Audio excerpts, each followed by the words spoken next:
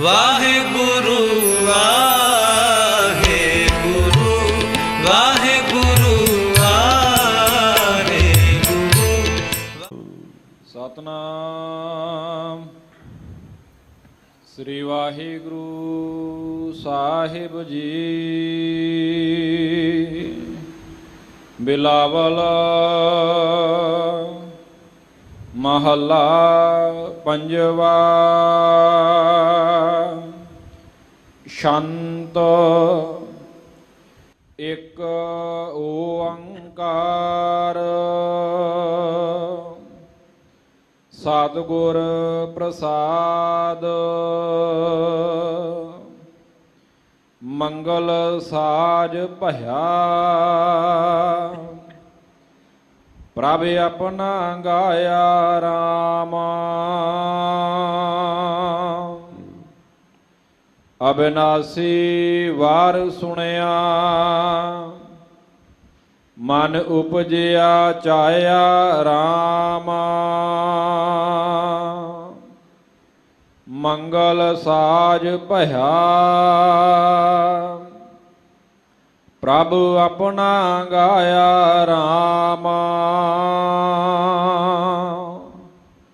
ਅਬਿਨਾਸੀ ਵਾਰ ਸੁਣਿਆ ਮਨ ਉਪਜਿਆ ਚਾਹਿਆ ਰਾਮ। ਮਨ ਪ੍ਰੀਤ ਲਾਗੈ ਵੱਡਾ ਭਾਗੈ ਕਬ ਮਿਲੀਐ ਪੂਰਨ ਪਤੀ। ਸਹਜੇ ਸਮਾਈਆ ਗੋਵਿੰਦ ਪਾਈਆ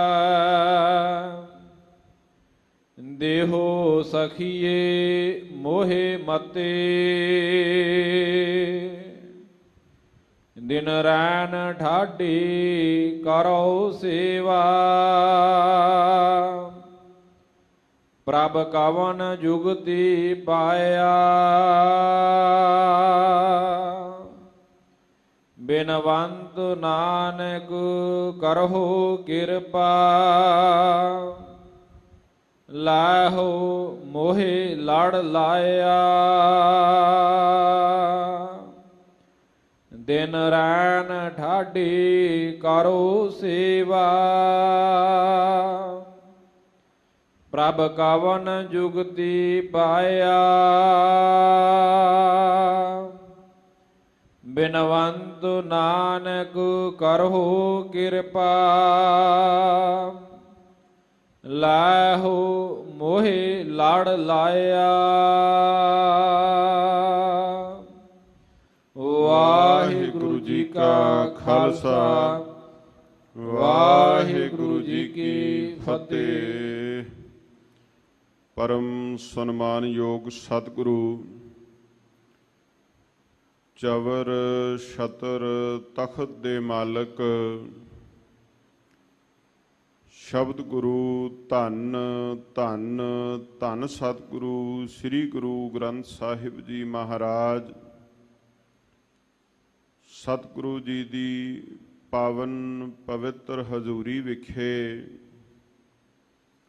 ਸਤ ਸੰਗਤ ਰੂਪ ਅੰਦਰ ਜੁੜ ਮਿਲ ਬੈਠਣ ਦਾ ਸੁਭਾਗ ਸਮਾਂ ਆਪਾਂ ਸਰਬੱਤ ਨੂੰ ਗੁਰੂ ਕਿਰਪਾ ਦੇ ਦੁਆਰਾ ਪ੍ਰਾਪਤ ਹੋਇਆ ਹੈ। ਇਸ ਬ੍ਰਹਿਮੰਡ ਦੇ ਸਭ ਤੋਂ ਬਰਕਤਮਈ ਅਸਥਾਨ ਸੱਚਖੰਡ ਸ੍ਰੀ ਦਰਬਾਰ ਸਾਹਿਬ ਜੀ ਵਿਖੇ ਦਰਸ਼ਨ ਇਸ਼ਨਾਨ ਕਰਦਿਆਂ ਹੋਇਆਂ ਇਸ ਵਕਤ ਆਪ ਜੀ ਗੁਰਦੁਆਰਾ ਸ੍ਰੀ ਮੰਜੀ ਸਾਹਿਬ ਦੀਵਾਨ ਹਾਲ ਵਿਖੇ ਜੁੜ ਕਰਕੇ ਬੈਠੇ ਹੋ। ਅੱਜ ਅੰਮ੍ਰਿਤ ਵੇਲੇ ਧੰਨ ਸਤਿਗੁਰੂ ਸ੍ਰੀ ਗੁਰੂ ਗ੍ਰੰਥ ਸਾਹਿਬ ਮਹਾਰਾਜ ਸੱਚੇ ਪਾਤਸ਼ਾਹ ਜੀਆਂ ਨੇ ਸੱਚਖੰਡ ਸ੍ਰੀ ਦਰਬਾਰ ਸਾਹਿਬ ਜੀ ਵਿਖੇ ਤਖਤ ਉੱਪਰ ਸੁਭਾਏਮਾਨ ਹੋ ਕਰਕੇ ਜੋ ਪਾਵਨ ਪਵਿੱਤਰ ਸ਼ਬਦ ਸ੍ਰੀ ਮੁਖਵਾਕ ਦੇ ਰੂਪ ਅੰਦਰ ਸਾਡੇ ਕਲਯੁਗੀ ਜੀਵਾਂ ਦੇ ਭਲੇ ਦੇ ਹਿਤ ਬਖਸ਼ਿਸ਼ ਕੀਤੇ ਹਨ। ਆਓ ਤਿਨਾਂ ਪਾਵਨ ਪਵਿੱਤਰ ਬਚਨਾਂ ਦੀ ਵਿਚਾਰ ਨਾਲ ਜੁੜੀਏ।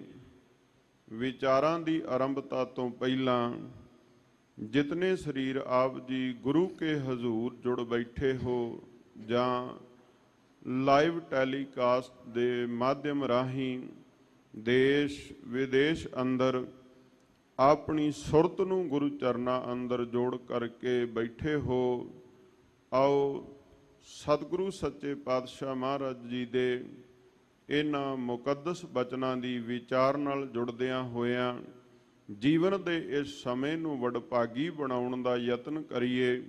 ਵਿਚਾਰਾਂ ਦੀ ਆਰੰਭਤਾ ਤੋਂ ਪਹਿਲਾਂ ਮਨ ਬਿਰਤੀਆਂ ਦੀ ਇਕਾਗਰਤਾ ਵਾਸਤੇ ਸਤਿਗੁਰਾਂ ਨੂੰ ਸੀਸ ਝੁਕਾ ਕਰਕੇ ਉਚਾਰਨ ਕਰੋ ਜੀ। ਸਤਨਾਮ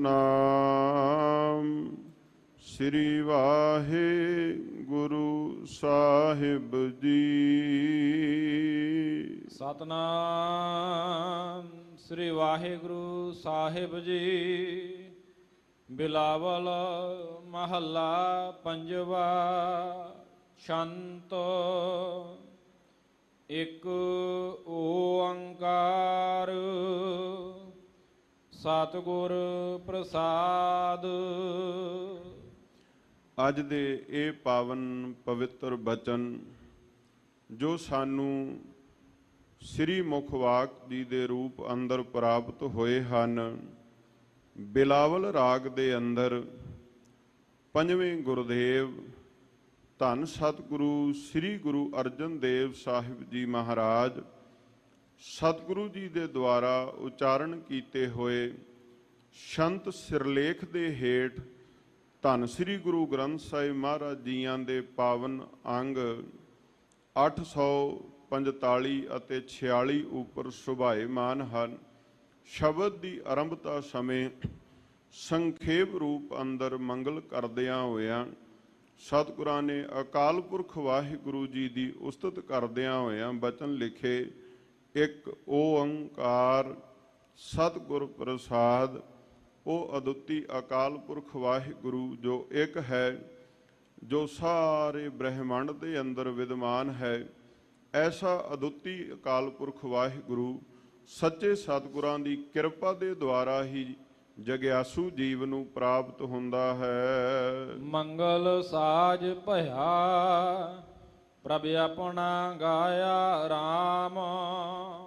ਧੰਨ ਸਤਿਗੁਰੂ ਗੁਰੂ ਅਰਜਨ ਦੇਵ ਸਾਹਿਬ ਸੱਚੇ ਪਾਤਸ਼ਾਹ ਮਹਾਰਾਜ ਜੀ ਇਸ ਸ਼ੰਤ ਦੇ ਅੰਦਰ 4 ਪਦੇ ਸਤਿਗੁਰਾਂ ਨੇ ਦਰਜ ਕੀਤੇ ਔਰ ਚਾਰੇ ਹੀ ਪਦਿਆਂ ਦੇ ਅੰਦਰ ਸਤਿਗੁਰੂ ਜੀ ਨੇ ਜੋ ਸਾਨੂੰ ਵਿਚਾਰਧਾਰਾ ਬਖਸ਼ਿਸ਼ ਕੀਤੀ, ਸਾਡੇ ਜੀਵਨ ਦੇ ਵਾਸਤੇ ਇਹ ਸਮਝਣਾ ਬਹੁਤ ਜ਼ਰੂਰੀ ਹੈ ਕਿ ਸਾਹਿਬ ਸੱਚੇ ਪਾਤਸ਼ਾਹ ਮਹਾਰਾਜ ਜੀ ਨੇ ਸਮੁੱਚੀ ਬਾਣੀ ਦੇ ਅੰਦਰ ਜਿਸ ਕਰਤਾ ਪੁਰਖ ਵਾਹਿਗੁਰੂ ਜੀ ਦਾ ਜ਼ਿਕਰ ਕੀਤਾ ਹੈ, ਜਿਸ ਪਰਮੇਸ਼ਰ ਸੁਆਮੀ ਅਕਾਲ ਪੁਰਖ ਵਾਹਿਗੁਰੂ ਜੀ ਨੂੰ ਸਤਿਗੁਰਾਂ ਨੇ ਇੰਨਾ ਵਡਿਆਇਆ ਹੈ, ਉਸ ਕਰਤਾ ਪੁਰਖ ਨਿਰੰਕਾਰ ਵਾਹਿਗੁਰੂ ਜੀ ਦਾ ਮਿਲਾਪ ਹੋਵੇ, ਉਹ ਢੰਗ ਤਰੀਕਾ, ਉਹ ਜੁਗਤ ਕਿਹੜੀ ਹੋਵੇ ਤੇ ਉਹ ਕਿਸ ਪ੍ਰਕਾਰ ਦੇ ਨਾਲ ਵਿਧੀ ਬਣਦੀ ਹੈ ਕਿ ਕਿਹੜੇ ਤਰੀਕੇ ਦੇ ਦੁਆਰਾ, ਕਿੰਨਾ ਸਖੀਆਂ ਦੇ ਦੁਆਰਾ,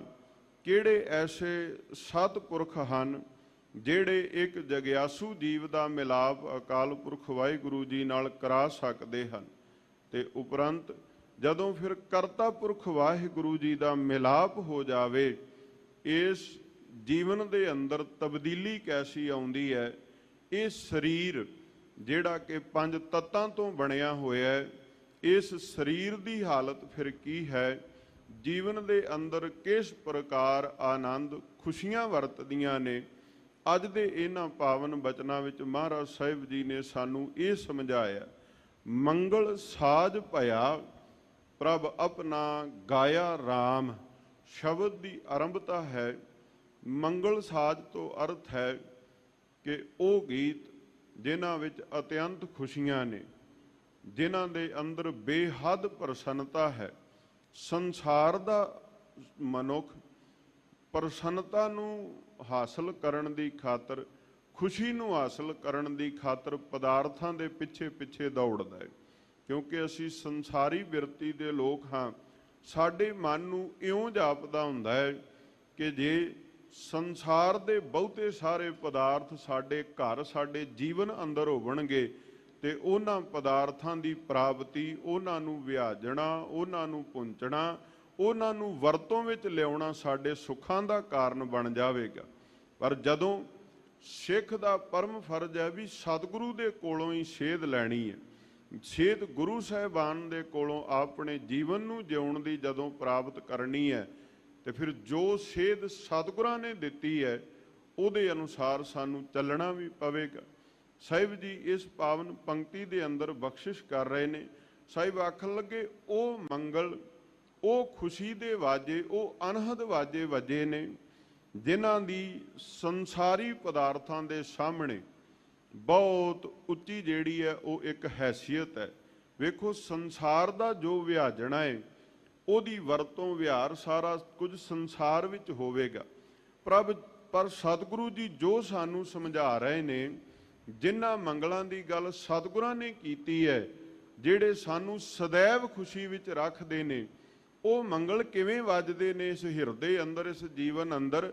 ਪ੍ਰਭ ਆਪਣਾ ਗਾਇਆ ਰਾਮ, ਇੱਕੋ ਇੱਕ ਤਰੀਕਾ ਹੈ ਜਦੋਂ ਜੀਵ ਇਸਤਰੀ ਕਰਤਾ ਪੁਰਖ ਵਾਹਿਗੁਰੂ ਜੀ ਦੇ ਨਾਮ ਨੂੰ ਧਿਆਉਣ ਜਪਣ ਲੱਗ ਪਵੇ, ਜਦੋਂ ਭੈ ਭਾਵਨੀ ਵਿੱਚ ਰਹਿ ਕਰਕੇ ਜੀਵਨ ਅੰਦਰ ਕੇਵਲ ਪ੍ਰਭੂ ਦੀ ਬੰਦਗੀ ਦਾ ਆਸਰਾ ਸੰਸਾਰ ਵਿੱਚ ਰਹਿੰਦਿਆਂ ਹੋਇਆਂ ਜਗਿਆਸੂ ਨੂੰ ਪ੍ਰਾਪਤ ਹੋ ਜਾਵੇ, ਤਾਂ ਜੀਵਨ ਦੇ ਅੰਦਰ ਉਹ ਖੁਸ਼ੀਆਂ ਨੇ ਜਿਨ੍ਹਾਂ ਨੂੰ ਕੋਈ ਡੋਲਾ ਨਹੀਂ ਸਕਦਾ, ਜਿਨ੍ਹਾਂ ਨੂੰ ਕੋਈ ਖਤਮ ਨਹੀਂ ਕਰ ਸਕਦਾ।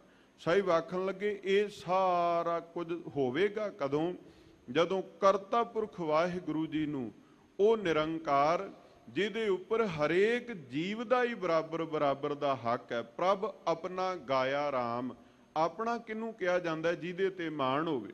ਸੰਸਾਰ ਵਿੱਚ ਵਿਚਰਦਿਆਂ ਹੋਇਆਂ ਅਸੀਂ ਆਪਣੇ ਰਿਸ਼ਤੇਦਾਰ, ਧੀਆਂ ਪੁੱਤਰ, ਧਨ ਦੌਲਤ ਨੂੰ ਆਪਣਾ ਬੜੇ ਮਾਣ ਨਾਲ ਕਹਿ ਲਈਦਾ, ਪਰ ਸਤਿਗੁਰੂ ਜੀ ਆਖਦੇ ਨੇ, ਭਾਈ ਤੁਹਾਡਾ ਆਪਣਾ ਕੇਵਲ ਅਕਾਲ ਪੁਰਖ ਵਾਹਿਗੁਰੂ ਹੈ।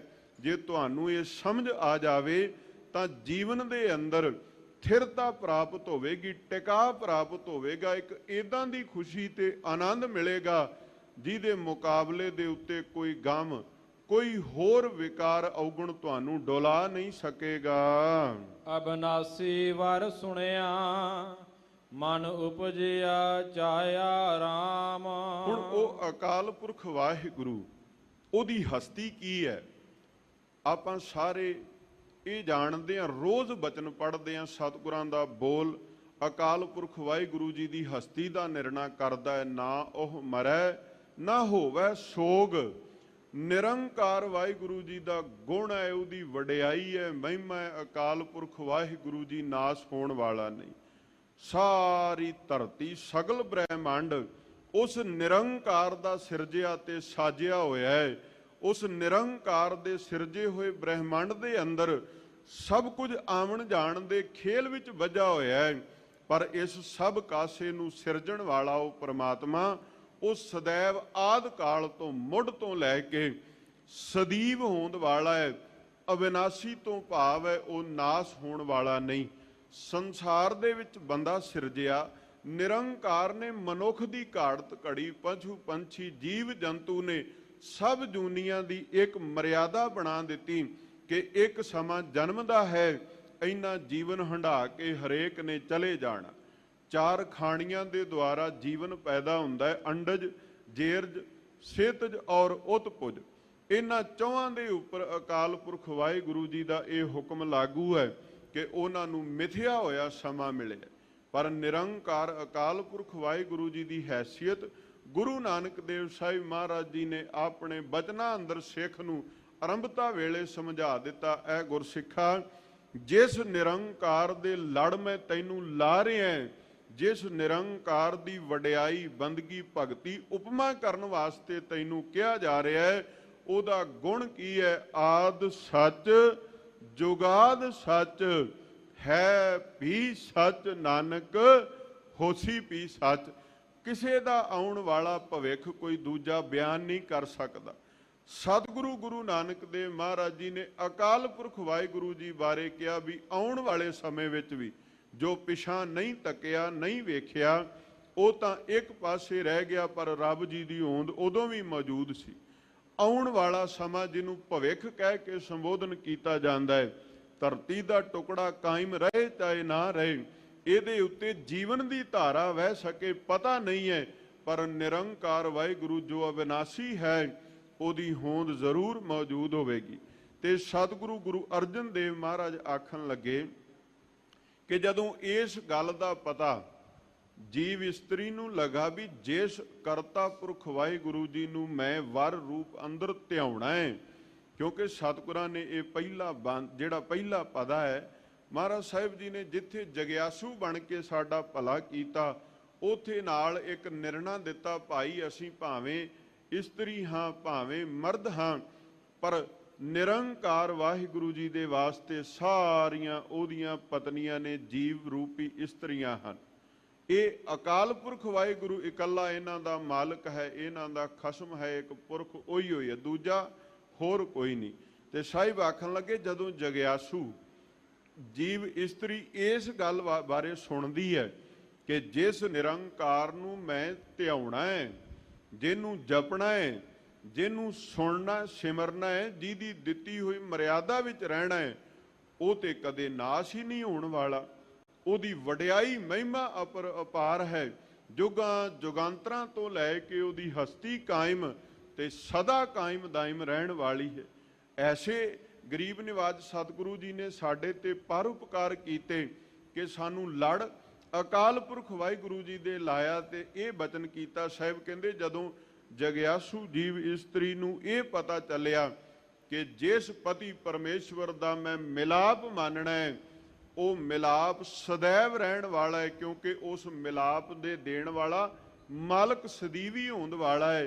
ਤਾਂ ਸਾਹਿਬ ਆਖਣ ਲੱਗੇ ਮਨ ਉਪਜਿਆ ਚਾਹਿਆ ਰਾਮ, ਪ੍ਰਭੂ ਦਾ ਇਹ ਗੁਣ, ਉਹਦੀ ਇਹ ਵਡਿਆਈ ਸੁਣ ਕੇ ਮਨ ਦੇ ਅੰਦਰ ਚਾਉ ਪੈਦਾ ਹੋਇਆ ਹੈ। ਮਨ ਪ੍ਰੀਤ ਲਾਗਾ ਵੱਡਾ ਭਾਗਾ, ਕਬ ਮਿਲਿਆ ਪੂਰਨ ਪਤੇ। ਸਾਹਿਬ ਆਖਣ ਲੱਗੇ ਇਹ ਵੀ ਸੱਚ ਹੈ ਕਿ ਪ੍ਰਭੂ ਦੇ ਨਾਲ ਪ੍ਰੀਤ ਵੀ ਉਹਦੀ ਕਿਰਪਾ ਦੇ ਦੁਆਰਾ ਹੀ ਜਿਹੜੀ ਹੈ ਨਾ, ਉਹ ਸਾਡੇ ਮਨ ਅੰਦਰ ਪੈਦਾ ਹੁੰਦੀ ਹੈ। ਗੁਰਦੁਆਰੇ ਜਾਣਾ, ਸੇਵਾ ਕਰਨੀ, ਬਾਣੀ ਪੜ੍ਹਨੀ, ਗੁਰੂ ਮਿਲਾਪ ਦੇ ਵਾਸਤੇ ਆਪਣੇ ਮਨ ਦੇ ਅੰਦਰ ਬੇਬਲਤਾ ਲੈ ਕੇ ਆਉਣੀ, ਇਹ ਦਾਤ ਵੀ ਨਿਰੰਕਾਰ ਵਾਹਿਗੁਰੂ ਜੀ ਦੀ ਕਿਰਪਾ ਦੇ ਦੁਆਰਾ ਹੀ ਪ੍ਰਾਪਤ ਹੁੰਦੀ ਹੈ। ਤੇ ਸਾਹਿਬ ਕਹਿੰਦੇ ਜਦੋਂ ਇਹ ਮਨ ਦੇ ਅੰਦਰ ਐਸੀ ਪ੍ਰੀਤ ਪੈਦਾ ਹੋ ਜਾਵੇ, ਫਿਰ ਨਾਲ ਇੱਕ ਉਤਸੁਕਤਾ ਪੈਦਾ ਹੋ ਜਾਂਦੀ ਹੈ, ਜਿਹਨੂੰ ਆਪਾਂ ਇਉਂ ਕਹਿ ਲਈਏ ਵੀ ਮਨ ਦੇ ਅੰਦਰ ਇੱਕ ਐਸੀ ਕਾਹਲ ਪੈਦਾ ਹੁੰਦੀ ਹੈ ਪ੍ਰੇਮ ਵਿੱਚ ਭਿੱਜ ਕੇ ਕਿ ਕਦੋਂ ਉਹ ਅਕਾਲ ਪੁਰਖ ਵਾਹਿਗੁਰੂ ਸਾਨੂੰ ਉਹਦਾ ਮਿਲਾਪ ਹਾਸਲ ਹੋਵੇ, ਜਿਹੜਾ ਨਿਰੰਕਾਰ ਵਾਹਿਗੁਰੂ ਅਵਿਨਾਸ਼ੀ ਹੈ, ਜਿਹਦੇ ਜੀਵਨ ਵਿੱਚ ਆਉਣ ਦੇ ਕਰਕੇ, ਜਿਹਦਾ ਸਾਥ ਮਾਨਣ ਕਰਕੇ ਜ਼ਿੰਦਗੀ ਦੇ ਅੰਦਰ ਅਨਹਦ ਵਾਜਿਆਂ ਦੀ ਧੁਨ ਜਿਹੜੀ ਆਰੰਭ ਹੋ ਜਾਂਦੀ, ਉਹ ਪਤੀ ਪਰਮੇਸ਼ਵਰ ਜਿਹੜਾ ਸदैव ਪੂਰਨ ਹੈ, ਸਰਬ ਕਲਾ ਸਮਰੱਥ ਹੈ, ਜਿਹਦੇ ਵਿੱਚ ਊਣਤਾ ਹੀ ਕੋਈ ਨਹੀਂ। ਸਾਹਿਬ ਆਖਣ ਲੱਗੇ ਵੱਡੇ ਭਾਗਾਂ ਦੇ ਦੁਆਰਾ ਉਹਦੇ ਮਿਲਾਪ ਦੇ ਪ੍ਰਤੀ ਪ੍ਰੀਤ ਮਨ ਦੇ ਅੰਦਰ ਪੈਦਾ ਹੁੰਦੀ ਹੈ। ਸਹਜੇ ਸਮਾਈਆ ਗੋਵਿੰਦ ਪਾਈਆ, ਦੇਹੋ ਸਖੀਏ ਮੋਹਿ ਮਤੇ। ਸਾਹਿਬ ਕਿਰਪਾਲੂ ਦਇਆਲੂ ਸਤਿਗੁਰੂ ਜੀ, ਸਤਿਗੁਰੂ ਸਾਨੂੰ ਸਮਝਾਉਂਦਿਆਂ ਹੋਇਆਂ ਇਹ ਬਚਨ ਕਰਦੇ ਹਨ, ਭਾਈ ਹੁਣ ਵਿਚਾਰ ਉਹਦੇ ਨਾਲ ਕਰੀਏ ਜਿਹੜੀ ਆਪ ਜੀਵ ਇਸਤਰੀ ਦਾ ਮਿਲਾਪ ਪ੍ਰਭੂ ਨਾਲ ਹੋਇਆ। ਇਹ ਰਹੱਸ, ਇਹ ਰਮਜ ਉਹਨੂੰ ਸਮਝ ਆਵੇਗਾ ਜਿਨ੍ਹਾਂ ਨੇ ਆਪ ਇਸ ਸਾਥ ਨੂੰ ਮਾਣਿਆ, ਕਿਉਂਕਿ ਜਿਸ ਬੰਦੇ ਨੇ ਪਰਮੇਸ਼ਰ ਦੇ ਸਾਥ ਨੂੰ, ਪਿਆਰ ਨੂੰ ਨਹੀਂ ਮਾਣਿਆ, ਵਿਆਜਿਆ, ਜਿਹੜਾ ਅਜੇ ਸੰਸਾਰ ਦੇ ਤਲ ਦੇ ਉੱਤੇ ਜਿਉ ਰਿਹਾ ਹੈ, ਉਹਨਾਂ ਲੋਕਾਂ ਦੀ ਬਾਬਤ ਬਾਣੀ ਨੇ ਇੱਕ ਬਚਨ ਆਖਿਆ, ਭਗਤਾਂ ਤੇ ਸਾਰੀਆਂ ਜੋੜ ਕਦੇ ਨਾ ਆਇਆ। ਰੱਬ ਦੇ ਪਿਆਰੇ, ਉਹਨੂੰ ਜਪਣ ਵਾਲੇ, ਸਿਮਰਨ ਵਾਲੇ ਤੇ ਕੇਵਲ ਪਦਾਰਥਾਂ ਵਿੱਚ ਖਚਤ ਹੋ ਕੇ ਸੰਸਾਰ ਦੀ ਬਿਰਤੀ ਨੂੰ ਧਾਰਨ ਵਾਲੇ ਲੋਕ, ਉਹਨਾਂ ਦਾ ਤੇ ਰੱਬ ਦੇ ਪਿਆਰਿਆਂ ਦਾ ਕਦੀ ਵਿਚਾਰਕ ਤੌਰ ਤੇ ਸੋਚ ਦੇ ਕਰਕੇ ਜੋੜ ਮੇਲ ਨਹੀਂ ਬਣਦਾ। ਕਿਉਂਕਿ ਰੱਬ ਦੇ ਪਿਆਰੇ ਉਹ ਤਾਂ ਬੰਦਗੀ ਭਗਤੀ ਪੈ ਭਾਵਨੀ ਦਾ ਬਚਨ ਕਰਨਗੇ, ਤੇ ਸੰਸਾਰੀ ਲੋਕ ਜਿੱਥੇ ਬਹਿਣਗੇ ਘਰ-ਬਾਰ ਤੇ ਕਾਰੋਬਾਰ ਦੀ ਗੱਲਬਾਤ ਛੇੜ ਕੇ ਬਹਿ ਜਾਂਦੇ ਨੇ।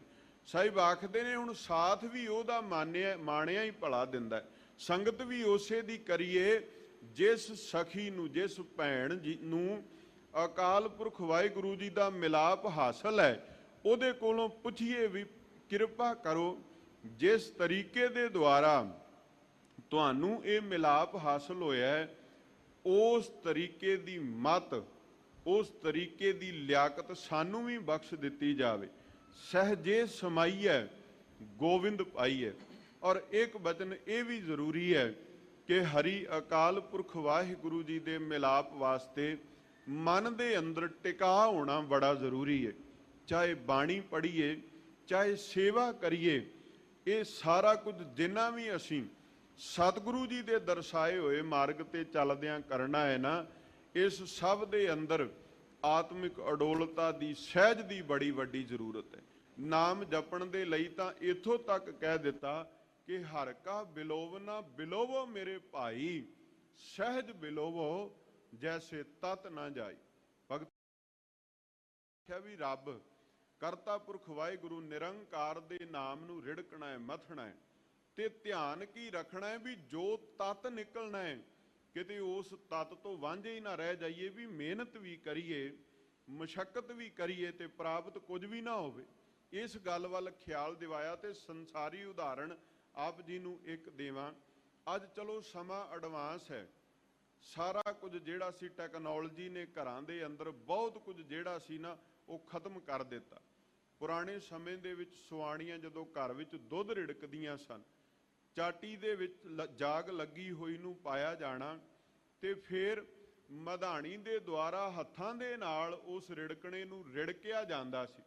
ਤੇ ਰਿੜਕਣ ਵਾਲੀ ਸੁਆਣੀ ਬੀਬੀ ਇਸ ਗੱਲ ਦਾ ਧਿਆਨ ਜ਼ਰੂਰ ਰੱਖਦੀ ਸੀ ਵੀ ਮੇਰੇ ਰਿੜਕਣ ਦੀ ਚਾਲ ਕੀ ਹੋਣੀ ਚਾਹੀਦੀ ਹੈ, ਕਿਉਂਕਿ ਹੌਲੀ ਰਿੜਕਿਆ ਤੇ ਉਹਨੇ ਵੀ ਕੋਈ ਲਾਭ ਨਹੀਂ ਦੇਣਾ, ਤੇ ਜੇ ਜ਼ੋਰ ਦੇ ਕੇ ਰਿੜਕ ਦਿੱਤਾ ਤੇ ਜਿਸ ਨੂੰ ਪ੍ਰਾਪਤ ਕਰਨਾ ਹੈ, ਜਿਹੜੇ ਮੱਖਣ ਦੀ ਪ੍ਰਾਪਤੀ ਲਈ ਇਹ ਮਸ਼ੱਕਤ ਹੋ ਰਹੀ, ਉਹ ਅਸਲ ਤੱਤ ਤੇ ਉਹ ਹੈ ਤੇ ਪ੍ਰਾਪਤ ਉਹ ਵੀ ਨਹੀਂ ਹੋਣਾ। ਸਾਹਿਬ ਆਖਦੇ ਇਸੇ ਤਰ੍ਹਾਂ ਨਾਮ ਤੁਹਾਡੇ ਅੰਦਰ ਹੈ, ਸਤਿਗੁਰੂ ਦੇ ਸ਼ਬਦ ਦਾ ਆਸਰਾ ਬਣਾ ਕੇ ਮਨ ਦੇ ਅੰਦਰ ਰਿੜਕਣਾ ਪਾਈਏ, ਪਰ ਇਸ ਗੱਲ ਦਾ ਖਿਆਲ ਰੱਖੀਏ ਵੀ ਕਾਹਲ ਕੋਈ ਨਹੀਂ ਹੈ। ਸਹਿਜ ਦੇ ਵਿੱਚ, ਪਿਆਰ ਦੇ ਵਿੱਚ, ਭਾਵਨਾ ਦੇ ਸਹਿਤ ਆ ਕੇ ਉਸ ਕਰਤਾ ਪੁਰਖ ਵਾਹਿਗੁਰੂ ਜੀ ਦੇ ਮਿਲਾਪ ਨੂੰ ਮਾਣੀਏ, ਕਿਉਂਕਿ ਤਤ ਤੋਂ ਲਾਂਭੇ ਨਹੀਂ ਹੋਣਾ। ਬਾਣੀ ਪੜ੍ਹਨੀ, ਬਾਣੀ ਦੀ ਵਿਚਾਰ ਨੂੰ ਸੁਣਨਾ, ਕੀਰਤਨ ਸੁਣਨਾ, ਸੇਵਾ ਕਰਨੀ, ਗੁਰਦੁਆਰੇ ਹਾਜ਼ਰੀ ਭਰਨੀ, ਇਹ ਸਾਰਾ ਕੁਝ ਤਤ ਦੀ ਪ੍ਰਾਪਤੀ ਭਾਵ ਪਰਮੇਸ਼ਰ ਦੀ ਪ੍ਰਾਪਤੀ ਦੀ ਖਾਤਰ ਹੈ। ਤੇ ਜੇ ਹੋਰ ਕਰਮ ਕਰੀ ਗਏ, ਮਨ ਕਿਤੇ ਹੋਰ ਟਿਕਾ ਲਿਆ, ਹਾਜ਼ਰੀਆਂ ਵੀ ਭਰੀ ਗਏ, ਬਾਣੀ ਵੀ ਪੜ੍ਹ ਰਹੇ ਹਾਂ, ਪਰ ਤਤ ਫੇਰ ਵੀ ਨਾ ਮਿਲੇ, ਉਹਦਾ ਕਾਰਨ ਸਾਨੂੰ ਆਪਣੀ ਜ਼ਿੰਦਗੀ, ਆਪਣੇ ਜੀਵਨ ਵਿੱਚੋਂ, ਆਪਣੇ ਢੰਗ ਵਿੱਚੋਂ ਲੱਭਣਾ ਪਏਗਾ ਵੀ ਖੁਨਾਮੀ ਕੋਈ ਸਾਡੇ ਕੋਲੋਂ ਹੋਵੇਗੀ। ਪ੍ਰਭੂ ਤਾਂ ਬਖਸ਼ਿੰਦ ਹੈ, ਗੁਰੂ ਦਾ ਤਾਂ ਸੁਭਾਅ ਹੀ ਇਹ ਹੈ। ਭਾਈ ਗੁਰਦਾਸ ਸਾਹਿਬ ਜੀ ਨੇ ਕਿਹਾ ਚਰਨ ਸ਼ਰਨ ਗੁਰ ਏਕ ਪੈਂਡਾ ਜਾਏ ਚੱਲ, ਸਤਿਗੁਰ ਕੋਟ ਪੈਂਡਾ ਆਗੇ ਹੋਏ ਲੇਤ ਹੈ। ਗੁਰੂ ਤਾਂ ਕਰੋੜਾਂ ਕਦਮ ਤੇਰੇ ਲਈ ਅੱਗੇ ਹੈ, ਤੂੰ ਇੱਕ ਕਦਮ ਹੀ ਤੁਰ, ਪਰ ਤੇਰਾ ਇੱਕ ਕਦਮ ਵੀ ਸਹਿਜ ਟਿਕਾ ਤੇ ਭਾਵਨਾ ਦੇ ਸਹਿਤ ਹੋਵੇ ਤਾਂ ਤੂੰ ਕੁਝ ਇਥੋਂ ਪ੍ਰਾਪਤ ਕਰ ਸਕਦਾ ਹੈ। ਦਿਨ ਰੈਨ ਠਾਢੀ ਕਰੋ ਸੇਵਾ, ਪ੍ਰਭ ਕਵਨ ਜੁਗਤੀ ਪਾਇਆ। ਸਾਹਿਬ ਆਖਣ ਲੱਗੇ ਜਿਨ੍ਹਾਂ ਨੂੰ ਉਹ ਹਰੀ ਕਰਤਾ ਪੁਰਖ ਵਾਹਿਗੁਰੂ ਪ੍ਰਾਪਤ ਹੋਇਆ ਹੈ, ਐਸੀਆਂ ਉਹਨਾਂ ਸਖੀਆਂ ਦੀ ਜੇ ਸੇਵਾ ਵੀ ਕਰਨੀ ਪੈ ਜਾਏ, ਦਿਨ ਰਾਤ ਖੜੇ ਹੋ ਕੇ ਉਹਨਾਂ ਦੀ ਵੀ ਚਾਕਰੀ ਕਰਨੀ ਪਏ ਨਾ, ਜਿਨ੍ਹਾਂ ਨੂੰ ਪ੍ਰਭੂ ਦਾ ਮਿਲਾਪ ਹਾਸਲ ਹੈ, ਤੇ ਉਹ ਇਸ ਗੱਲ ਦਾ ਨਿਰਣਾ ਦੇ ਦੇਣ ਕਿ ਕਿਹੜੀ ਜੁਗਤ ਦੇ ਦੁਆਰਾ, ਕਿਹੜੇ ਢੰਗ, ਕਿਹੜੇ ਤਰੀਕੇ ਦੇ ਦੁਆਰਾ ਪ੍ਰਭੂ ਦਾ ਮਿਲਾਪ ਹੋਇਆ ਹੈ।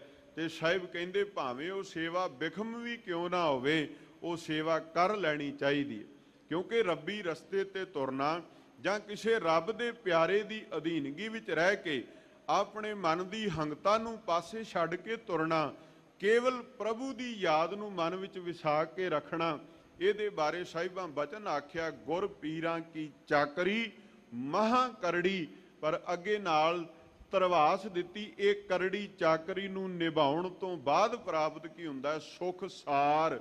ਇਹ ਸदैव ਆਨੰਦ ਦੇਣ ਵਾਲੀ ਇਹ ਉਹ ਮੰਗਲ ਹਿਰਦੇ ਵਿੱਚ ਵਜਾਵੇਗੀ ਜਿਨ੍ਹਾਂ ਮੰਗਲਾਂ ਦਾ ਕਦੀ ਵੀ ਅੰਤ ਹੀ ਨਹੀਂ ਹੋਵੇਗਾ।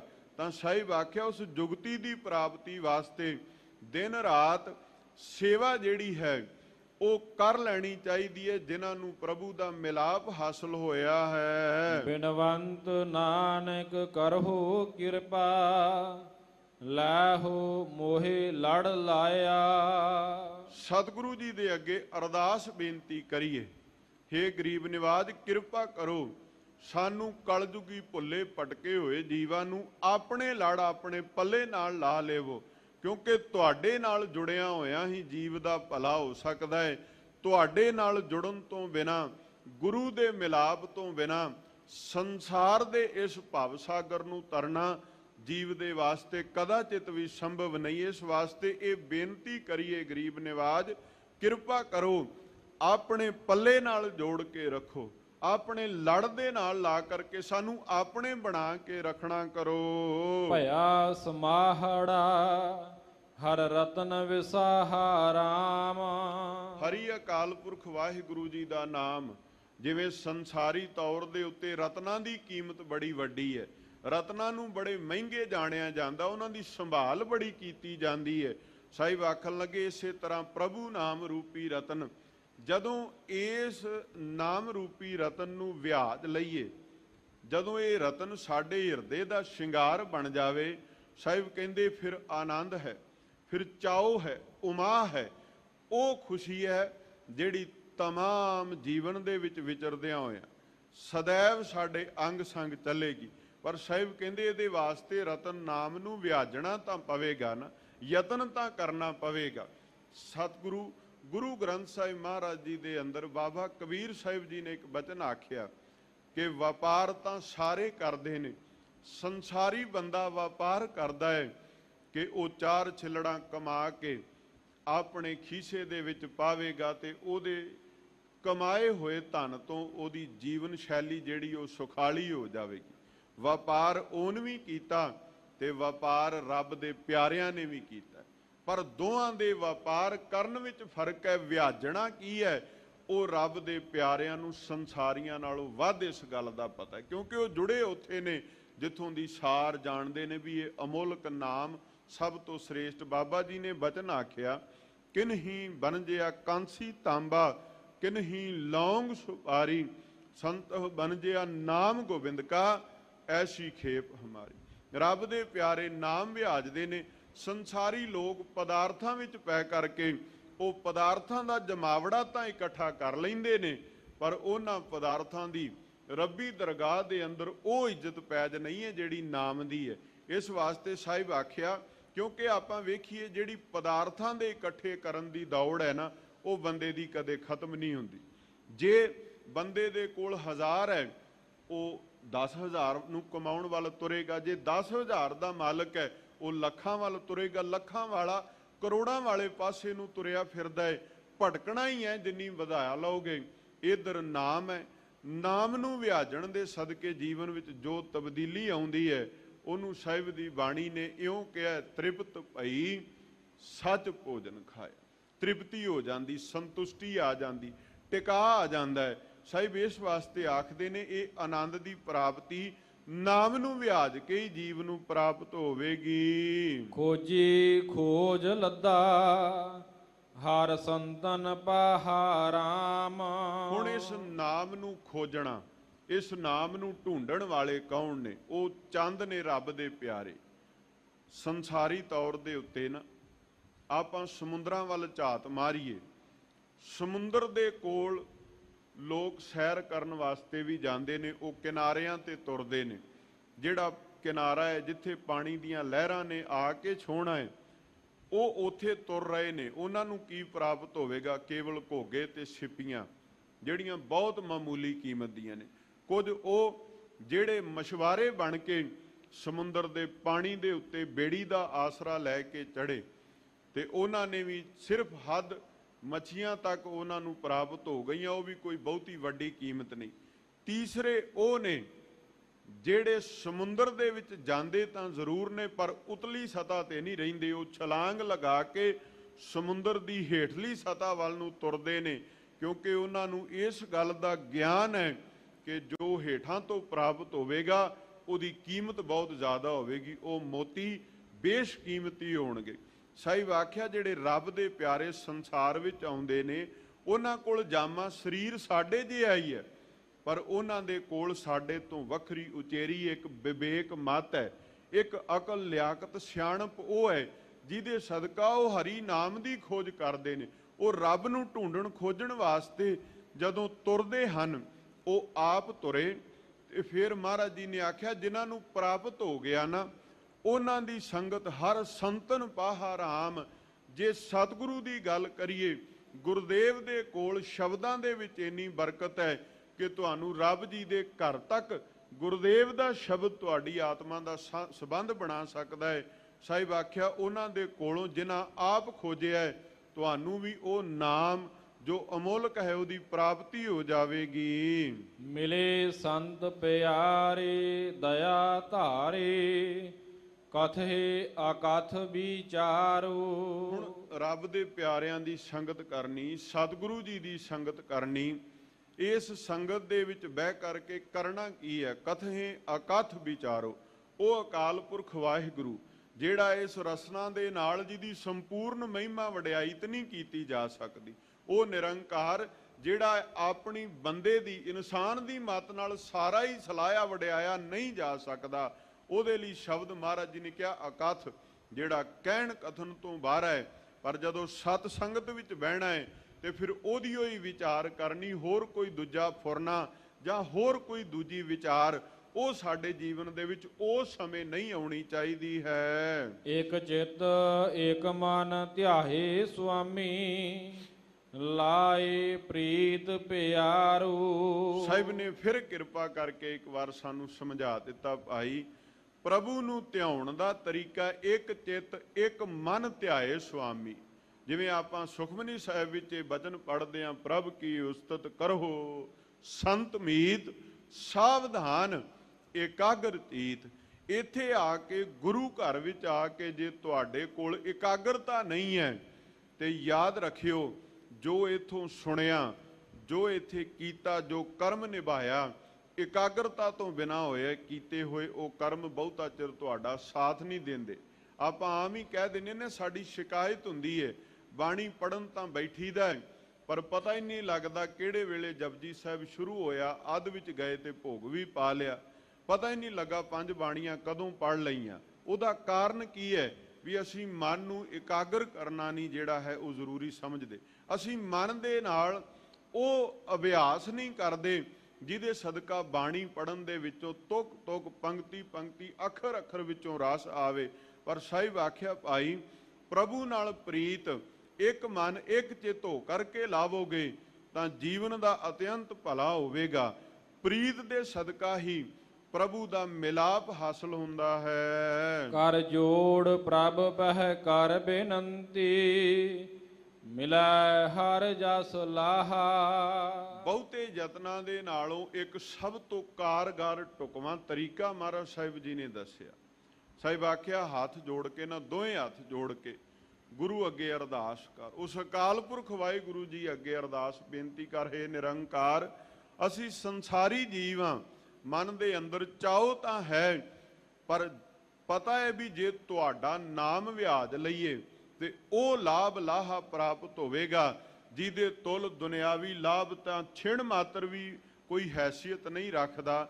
ਪਰ ਸਾਹਿਬ ਕਹਿੰਦੇ ਨੇ ਆਪ ਨਿਮਰ ਹੋ ਕੇ ਦੋਏ ਹੱਥ ਜੋੜ ਕੇ, ਜਿੱਦਾਂ ਆਪਾਂ ਬਚਨ ਪੜ੍ਹਦੇ ਹਾਂ, ਸਾਹਿਬ ਆਖਿਆ ਨਾ, ਜਿਸ ਠਾਕੁਰ ਕੋ ਨਾਹੀ ਚਾਰਾ, ਜਿਸ ਠਾਕੁਰ ਸਿਓ ਨਾਹੀ ਚਾਰਾ ਤਾਂ ਕੋ ਕੀਜੈ ਸਦ ਨਮਸਕਾਰਾ। ਜਿੱਥੇ ਸਾਡਾ ਕੋਈ ਜ਼ੋਰ ਨਹੀਂ ਉੱਥੇ ਕਰਤਾ ਪੁਰਖ ਵਾਹਿਗੁਰੂ ਜੀ ਦੇ ਸਨਮੁਖ ਅਰਦਾਸ ਬੇਨਤੀ ਭੈ ਭਾਵਨੀ ਵਿੱਚ ਜੁੜੇ ਹੋਏ ਹੱਥ ਉਹ ਸਾਡੇ ਜੀਵਨ ਦਾ ਭਲਾ ਕਰ ਦੇਵਣਗੇ, ਸਾਨੂੰ ਲਾਭ ਲਾਹਾ ਪ੍ਰਾਪਤ ਹੋ ਜਾਵੇਗਾ। ਬਿਨਵੰਤ ਨਾਨਕ ਦਾਸ ਤੇਰਾ, ਮੇਰਾ ਪ੍ਰਭ ਆਗਮ ਅਥਾਹਾ। ਹੇ ਹਰੀ ਅਕਾਲ ਪੁਰਖ ਵਾਹਿਗੁਰੂ, ਮੈਂ ਬੇਨਤੀ ਕਰਦਾ, ਸਾਹਿਬ ਆਖਣ ਲੱਗੇ ਮੈਂ ਅਰਦਾਸ ਕਰਦਾ ਕਿਉਂਕਿ ਮੈਂ ਜਾਣਦਾ ਹੈ ਅਕਾਲ ਪੁਰਖ ਵਾਹਿਗੁਰੂ ਜੀ ਤੁਸੀਂ ਬਹੁਤ ਵੱਡੀ ਹਸਤੀ ਹੈਸੀਅਤ ਦੇ ਮਾਲਕ ਹੋ।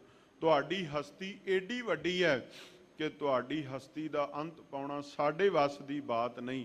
ਤੁਹਾਡੇ ਬਾਰੇ ਕੋਈ ਗਿਣਤੀ ਮਿਣਤੀ ਕਰ ਲੈਣਾ ਇਹ ਸਾਡੇ ਵੱਸ ਦੀ ਬਾਤ ਨਹੀਂ ਹੈ। ਸਾਹਿਬ ਕਹਿੰਦੇ ਅਸੀਂ ਤਾਂ ਤੁਹਾਡੇ ਦਾਸ ਬਣ ਕੇ ਤੁਹਾਡੇ ਮਿਲਾਪ ਦੀ ਖਾਤਰ ਹੱਥ ਜੋੜ ਕੇ ਅਰਦਾਸ ਬੇਨਤੀ ਹੀ ਕਰ ਸਕਦੇ ਹਾਂ। ਸਾਹਾ ਅਟਲ ਗਣਿਆ ਪੂਰਨ ਸੰਜੋਗੋ ਰਾਮ।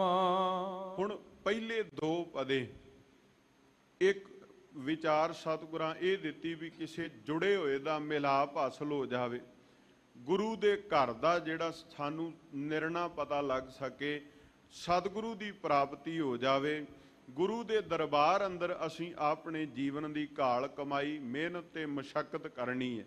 ਜਦੋਂ ਸਤਿਗੁਰੂ ਦੇ ਦਰਬਾਰ ਵਿੱਚ ਵਿਚਰਦਿਆਂ ਹੋਇਆਂ, ਸੇਵਾ ਕਰਦਿਆਂ, ਸਿਮਰਨ ਕਰਦਿਆਂ, ਭਜਨ ਬੰਦਗੀ ਕਰਦਿਆਂ ਹੋਇਆਂ ਇੱਕ ਸਮਾਂ ਇਦਾਂ ਦਾ ਆਵੇਗਾ ਜਿਸ ਸਮੇਂ ਦੇ ਉੱਪਰ ਅਕਾਲ ਪੁਰਖ ਵਾਹਿਗੁਰੂ ਜੀ ਦਾ ਪਤੀ ਰੂਪ ਦੇ ਅੰਦਰ ਇਸ ਜੀਵ ਇਸਤਰੀ ਦੇ ਨਾਲ ਮਿਲਾਪ ਹੋ ਜਾਵੇਗਾ। ਸਾਹਿਬ ਆਖਿਆ ਸਾਹਾ ਅਟਲ ਗਣਿਆ ਪੂਰਨ ਸੰਜੋਗੋ ਰਾਮ। ਜਿਸ ਪ੍ਰਕਾਰ